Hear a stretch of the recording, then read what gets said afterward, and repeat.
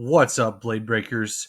We're back with another video, and this time it is going to be about the leaks. Honestly, this is kind of late, so most of this might actually be out by the time I actually post this and you guys watch it, and then you'll basically have a couple days maybe. So we're going to go ahead and kind of start it off here real quick with Black Shell, which is the prize bay. You can see my taps there. It has the rare insignia on it, so it's part of the BX line. We do get one UX release, right? So if you guys want to check out the part combinations for the bays on the bottom there, you can see like 370D for the unicorn stingray color, right? So this will probably be somewhat the thumbnail, and we'll kind of go from there and talk about all these new releases that are coming, and then I'll kind of give my thoughts on the parts, because overall I think a lot of the parts are pretty decent, but it's not necessarily something to write home about for every release. It's more so like what you enjoy and which one you're more looking forward to on a personal level. So first, we're actually going to talk about Black Dronzer. Now, technically, this isn't Black Dronzer. It's a Beyblade X Dronzer, but in black, right? The original Black Dronzer actually has a green sticker, right? Where the Dronzer S sticker is with that gradient. It's actually just solid green, which, to be honest, they could have just done that for us. I don't think that would be too big of a deal. I feel like that could have been easily accomplished, but nonetheless, I'm actually really excited for it. I do already have it pre-ordered. You know me, OG generation rules, and we've almost got all the Dronzers, right? We're gonna get the black one soon. I have the green one on pre-order, so really excited they're gonna actually bring a Black Dronzer recolor to Beyblade X, but it again has the worst weight actually of any of the releases, so it's gonna suck, which is not exciting. So for a lot of you, maybe this is a pass. I don't know. If you're trying to be competitive, then it definitely is. But for a lot of collectors, it's not too big of a deal. And I'm sure you guys already realized this, but we actually have the couple new bays that we've gotten so far: Vice Tiger, Black Shell, and then Cobalt Dragoon, right? They're all references to the original Bakuten Shoot Blade Breaker team. And you can see in the next picture here, there's actually kind of like a Blade Breaker logo, right? Right there for the original generation Bakuten Shoot logo. So in a little bit, we'll kind of show you again what that looks like. But all of these bays actually have that logo in the bit chip, which I think is really, really cool. I love that there's a reference to all the original generation bladers. Technically, I mean, Kai is on and off the team, if we're being honest with ourselves. And a lot of people count Phoenix. Technically, Phoenix doesn't have that symbol that all of these guys have.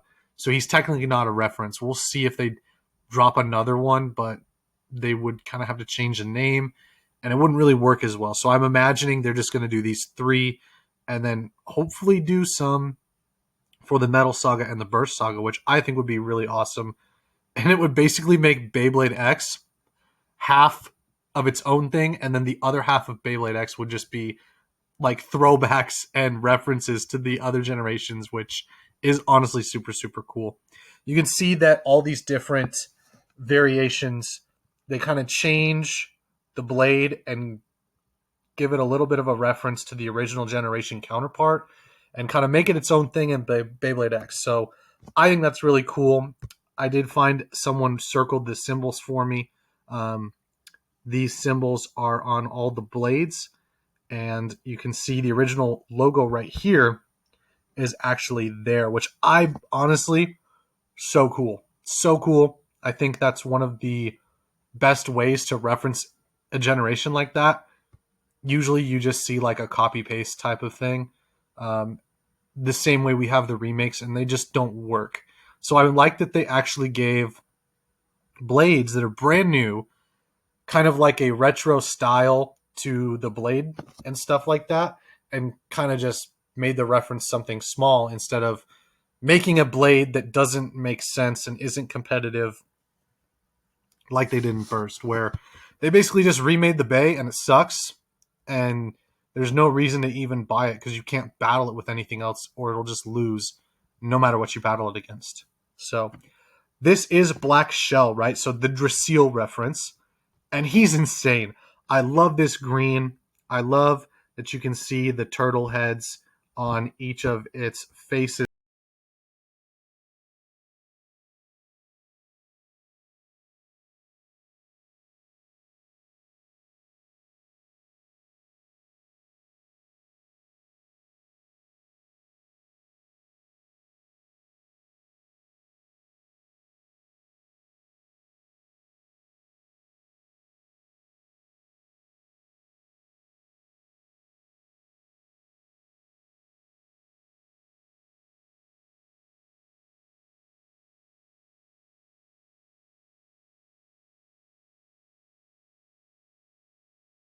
Differences that you have here, and you can see just how much it really takes from every generation. And I guess the only real thing is that the turtle's green instead of purple, which, to be honest, it's not that big of a deal, but I know some people are like, it's a different turtle, so it doesn't count as a Drasil reference, but it's no big deal. The green actually looks really cool. And for me, I feel like the green is more of a reference to Drasil as a bay rather than Drasil as a bit beast. You can tell he actually doesn't even have as much sentience as the Drasil bit beast when you're looking at the bit chip for the Beyblade X version. So overall, I am super, super hyped about this. It looks like the performance is going to be decent if the weight is decent, right? So 460, pretty good ratchet. And then D is the bit. So you can see kind of on the bottom of the picture here, there is obviously those dots, which we'll talk about in a sec, but you have like those light streaks, and that's meant to show that Black Shell, I'm already calling him Drasil, and he's not even out yet. Black Shell is actually supposed to stand his ground, which is, I will admit, that's the gimmick for like, what, 3 different defense types and 1 stamina type that we're getting in the month of July and August. So not very unique. And the bit itself, I'm not sure if it's going to have the greatest performance. So if you guys remember from the Metal Saga, Ares actually had this, not bit, but performance tip. So pretty much the same thing for that generation. And it wasn't the greatest, right? Wasn't anything to write home about. So I wouldn't say it is like super crazy or anything like that. I think it's going to be decent. You can see it doesn't have good resistance. So right here, you would normally see, we'll talk about it on Cobalt Dragoon in a little bit, but there is no piece of resistance, if you will. It just kind of is a bit. And they've done this with a lot of the defense blades, and it really has made them perform into kind of like a subpar standard, which does suck for a lot of people. So I would say I'm genuinely kind of on the edge on this one. I'm excited. It looks cool, but if it's bad and then the weight of Black Shell is bad, the combination is just not going to work. You can see here, I just have the pictures of the blades. And then right here, you can see all the parts they come with, right? So 980 ball, right? You can see if you want to go back and look, you can pause it here and then go back to the blade that we're talking about. So this is the yellow recolor. Really hoping it's more of a bronze or a gold, because the turtle actually looks really awesome. I love how visible if you see here, I love how visible the marking is for the Bakuten Shoot logo. It's clean. It looks really good. But sometimes that yellow can kind of look like, your typical piss recolor. And I'm not sure if I'm a fan. So on the fence about this one as well. I think the combination for 980 ball, I believe, is going to be pretty good. Ball has always been a top tier bit. Now, I'm going to get some heat for this, all right? I'm already aware. I'm ready. This is garbage. It looks bad. I think they should have gone with like a a red and like a gray or a silver, maybe a white, maybe a black, any other color besides orange, honestly. Like even maybe even a yellow would look better than this. I think the orange looks tacky and it kind of has that cheap Pro Series plastic from the Burst generation that I've never liked. And that's pretty much all I have to say about the Unicorn Sting variant. I think it's going to be decent. Unicorn Sting isn't really meta anymore. So for those of you that like red, I think this is a win. But I personally, I don't know. I don't like red. It's just that's kind of the way I am.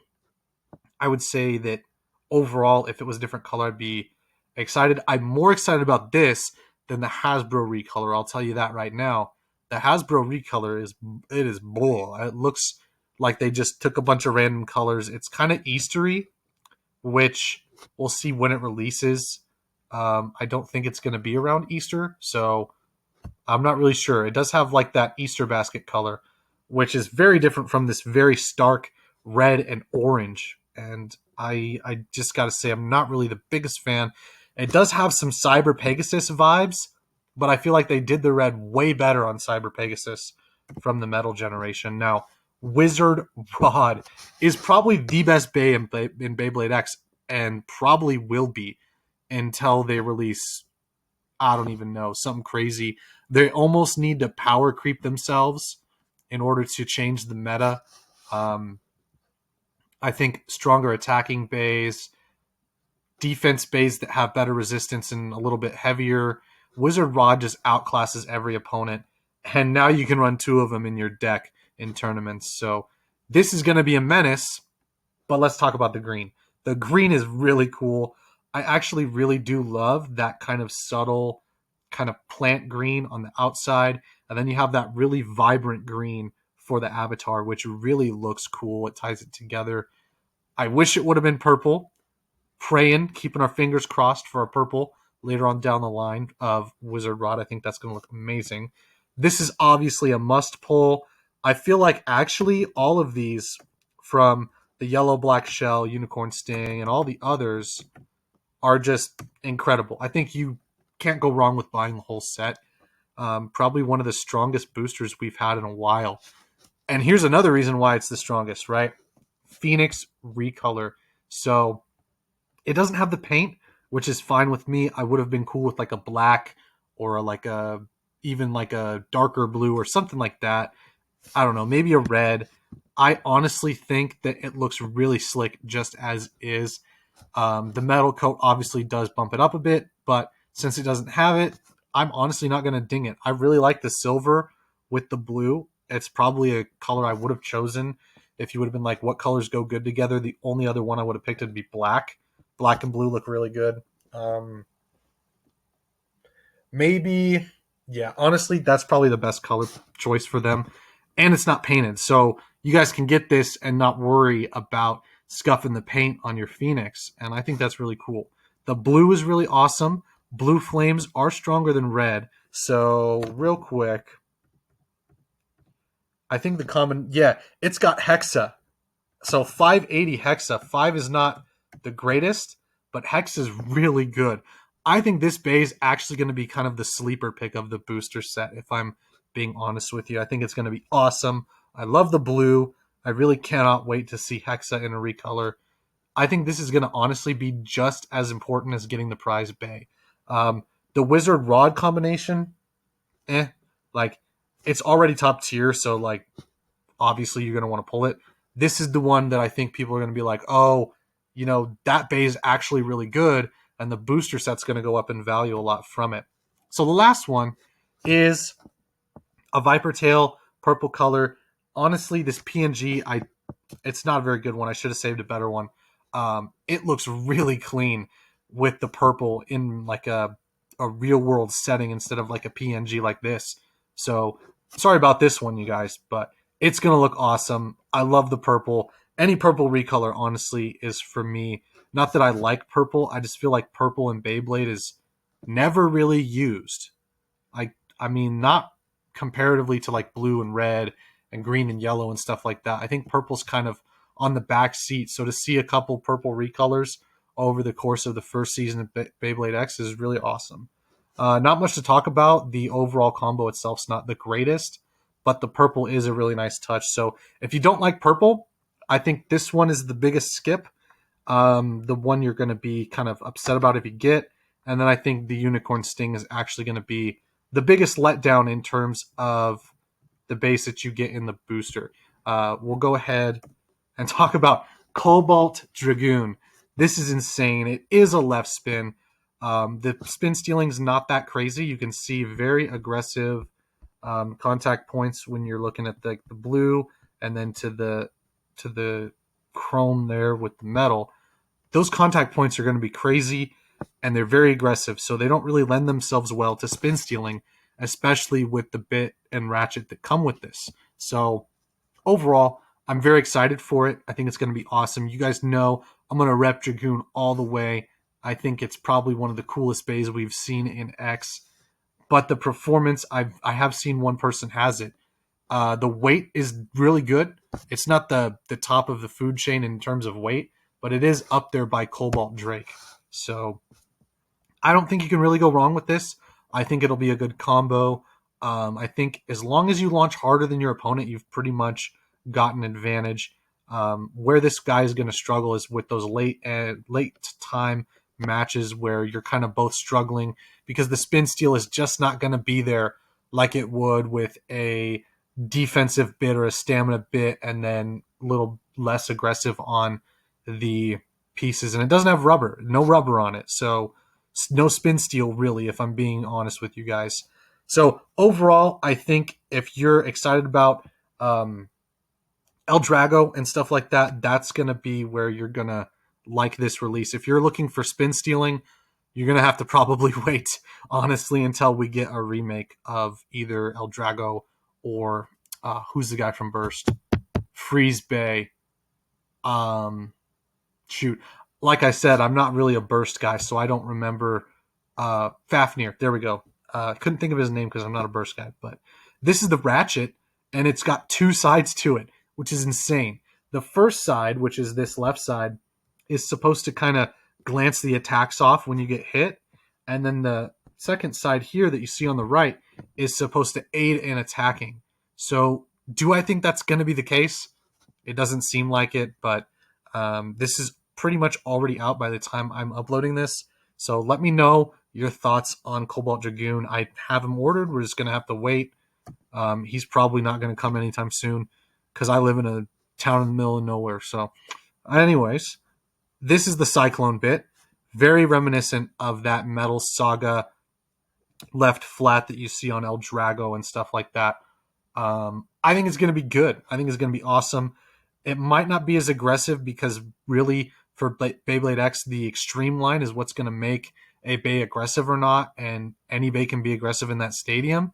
So overall, I think it's pretty similar to a low flat and stuff like that.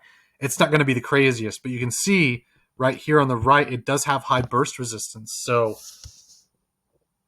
if the ratchet with two sides is good, because you can switch it from left to right and stuff like that. If that's good and this is decent, I think Cobalt Dragoon is going to do just fine. This is kind of a diagram to show you. They posted this with their video to show how the bays are going to interact with each other. So lots of interruptions, either after the extreme dash or while they're going to the extreme line, they might hit each other and kind of disrupt those extreme dashes. So honestly, I think it's going to make the battles a lot more chaotic, and there's going to be a lot more strategy involved. And when you think about strategy, you definitely think about a 3-player base stadium.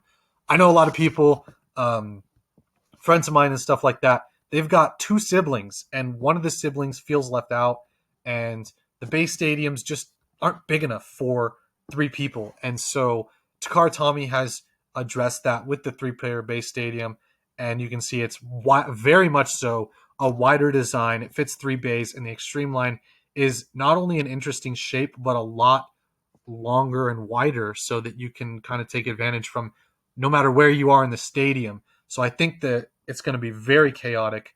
The rules are a little bit different. This isn't my picture. It's by Keo, it looks like, but I just snagged it off of Google, and the rules are a little bit different. So right? There's two ways you can play it. You either go first to 5 with the rules up at the top, or you don't do points and you just go whoever is the last one standing for 2 rounds wins the match. So kind of like a best out of 6, right? I think. I don't know. Not sure if I'm counting that correctly, but you can do like if Blader A survives, Blader B dies to spin, Blader C dies to over, then Blader A would get 3 points, and then right, it'd be first to 5. So really 2 different ways to play it. I don't think you guys are going to be too worried about it.